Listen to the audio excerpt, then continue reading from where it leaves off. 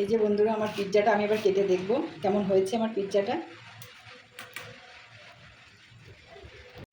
নমস্কার বন্ধুরা, আজকে দেখো আমি কি বানাবো। আজকে আমি পিৎজা বানাবো। তা দেখো এখানে আমি 250 গ্রাম ময়দা নিয়েছি। এখানে আমি ইস্ট সরিয়ে দেব। এখানে আমি 1 চামচ ঘি দিয়ে দেব। স্বাদ মতো লবণ দিয়ে দেব। জল দিয়ে মাখিয়ে নেব ময়দাটা। বন্ধুরা জানি না কেমন হবে, আজকে প্রথম আমি পিৎজা বানাবো। তো দেখুন বন্ধুরা, ময়দাটা পিৎজার জন্য বেশি শক্ত করে মাখানো যাবে না, এরকম নরম করে মাখাতে হবে। বন্ধুরা ময়দাটা আমার হাতে লেগে যাচ্ছে, তার জন্য আমি সাদা তেল দিয়ে দেবো 1 চামচ, তাহলে হাতে লাগবে না। এই যে বন্ধুরা আমার মাখানো হয়ে গেছে, এবার আমি 10 মিনিটের জন্য রেখে দেবো। এই পাত্রটা ব্যবহার করবো এই থালা। এই যে বন্ধুরা আমি পিৎজার জন্য এইভাবে রুটিটা তৈরি করে নিয়েছি। এবার এটা কাঁটা চামচ দিয়ে ডুকরো করে দিতে হবে।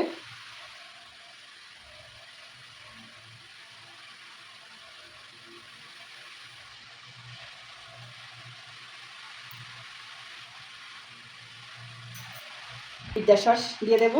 আপনারা চাইলে বাড়িতেও বানিয়ে নিতে পারেন, টমেটো সস দিতে পারেন।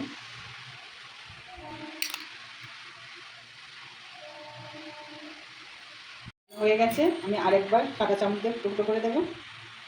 বন্ধুরা আমি পনির পিৎজার জন্য পেঁয়াজ দেব। এবার আমি টমেটো দেব। আমি এবার পনির দিয়ে দেবো, যেহেতু আমি পনির পিৎজা বানাচ্ছি বন্ধুরা। এবারে আমি ভুট্টা দিয়ে দেবো ছড়িয়ে, একটু বসিয়ে দেবো। আমি বাজারে চিজ কিনে নিয়ে এসেছি, এবার গ্রেট করে দেবো।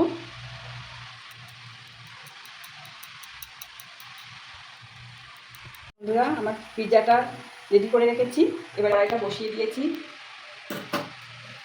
এখানে আমি বালি ব্যবহার করব না, আপনারা চাইলে বালি ব্যবহার করতে পারেন। এখানে আমি লবণ ব্যবহার করব। এই যে বন্ধুরা আমার লবণটা গরম হয়ে গেছে, যার জন্য এটা বসিয়ে দেব। আমি এখানে 20 থেকে 25 মিনিট রেখে দেব, ঢাকা দিয়ে রেখে দেব। এই যে বন্ধুরা আমি দেখবো এবার ঢাকনা খুলে আমার পিৎজাটা হয়েছে কিনা।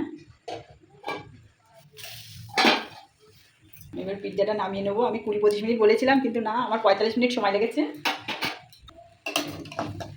এই যে বন্ধুরা আমার পিৎজাটা আমি এবার কেটে দেখব কেমন হয়েছে আমার পিৎজাটা। এই যে বন্ধুরা আমি পিৎজা বানিয়েছি, দেখুন কত সুন্দর হয়েছে। ভালো দোকানের মতন হয়নি, তবু সুন্দর হয়েছে, দেখুন কত সুন্দর। তা আমার পিৎজার রেসিপিটি যদি ভালো লাগে তাহলে শেয়ার করবে, লাইক করবে, আর কমেন্ট করে জানাবে আমার বাড়ির পিৎজা তৈরি কেমন হয়েছে।